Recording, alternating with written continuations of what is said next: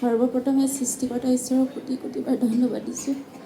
লগতে মহান গুৰুজনা গুৰুমাক সহস্ৰ কোটিবাৰ সেৱাৰ প্ৰণাম জনাইছোঁ। মই গোগামুখ মণ্ডলীৰ পৰা আহিছোঁ। মোৰ নাম ব্ৰিটিছা মিলি বাংগী। মোৰ জীৱন্ত সাক্ষ্য কেইটামান আছিলে, সেই সাক্ষ্য মই দিবলৈ লৈছোঁ আৰু লগতে মই পাপ স্বীকাৰো কৰিব লৈছোঁ। মোৰ অভেৰিয়ান টিউমাৰ হৈছিলে, ডাক্তৰে অপাৰেশ্যন কৰিব লাগিব বুলি ক'লে। তাৰ পাছত মোক পৰিয়ালৰ মানুহে ক'লে তোমাৰতো কন্যা সন্তান আৰু এটা সন্তানৰ বাবে চেষ্টা নকৰা কিয় বুলি কোৱাত মই ভাবিলোঁ আৰু সন্তান যত্ন কৰাৰ কথা ভাবিলোঁ, কিন্তু বহুত চেষ্টা কৰাৰ পাছতো হোৱা নাছিলোঁ।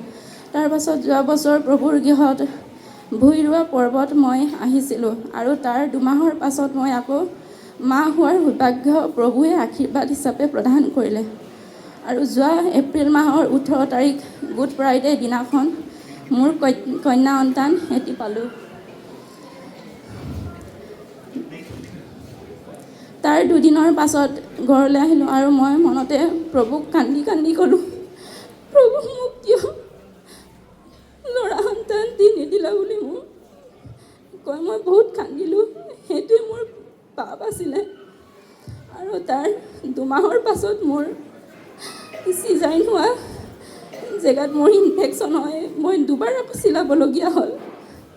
তাৰ পাছতো ভাল নোহোৱাত মই ডিব্ৰুগড় মেডিকেল কলেজত দেখুৱালোঁ।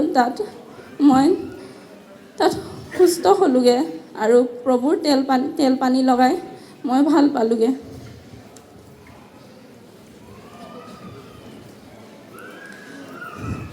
মোৰ এটা জীৱন্ত সাক্ষ্য। আৰু মই প্ৰভুক গুৰুপিতাক মই সপোনত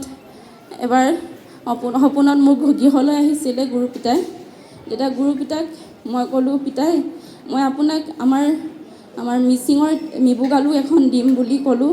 তাৰপিছত পিতাই ক'লে হ'ব বুলি কোৱাত মই আজি সেই মিবুগালুখনো মই গুৰুপিতাক দিম বুলি আনিছোঁ।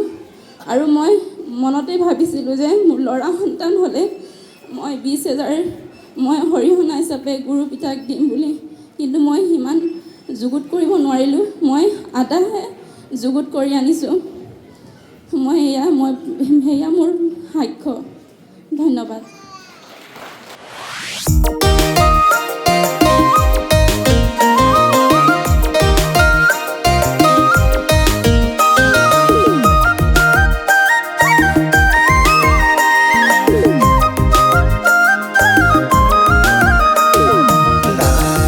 La la la la